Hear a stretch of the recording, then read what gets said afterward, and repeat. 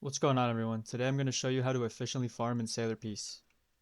So for starters, the number one mistake people make early on is coming to Shinjuku, and if you don't know already, it's farming these 10 enemies with the Quake Fruit, like so.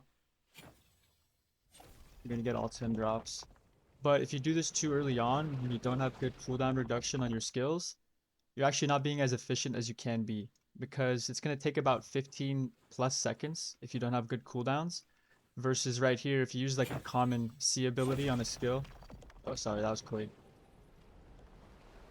But let's say I use it on True Eisen, like so.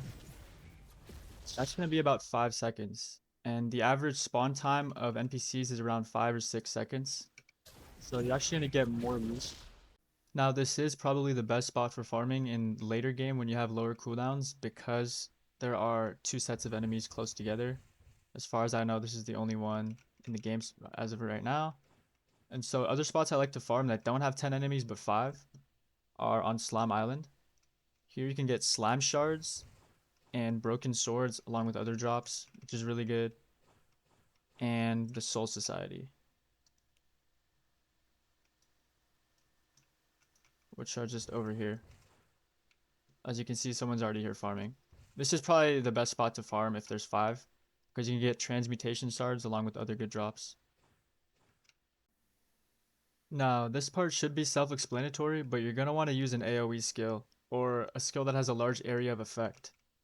So usually it's the C or X skill, similar like that. Or if you're early on, you could use the X skill on Griffin, like this. It's going to kill all 5. Or you can use Eisen when you get it. I believe it's C.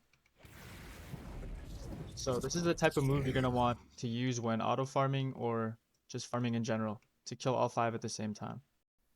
You're also going to want to auto farm bosses, or in this case, it's going to be Anos and the 5 NPCs in the back. If you actually use Gilgamesh, which is probably the best for auto farming overall, you can get the NPCs in the back along with Anos. And if you have extra Anos materials, you can always use them to trade for anything you need. So two of the most important things you're going to need for AFK farming are your cooldown reduction, as I mentioned earlier. You can affect that here. At the stats, you're going to want to aim for Z. And you're also going to come to the traits, click on the index, and aim for any of the secret or mythical ones. But the overall best is Celestial because it does give you a 2.2 damage boost. And next is just going to be luck. I did make a video, which I'll leave down in the description, on how to max out your luck in this current update. And last is going to be drops. So you can get the 2x drop pass for 850 Robux, or you can trade for it, whether that's aura crates, cosmetic crates, etc., or clan rerolls. Or you can use the build I covered in my video where you have Monarch along with Fortune Chosen on both of your weapons. And Fortune Chosen is going to give a plus 20% chance to add a drop, and so is Monarch. So altogether, it'll be 60% chance. So yeah, I hope these tips helped out, and thanks for watching. Make sure to like and subscribe.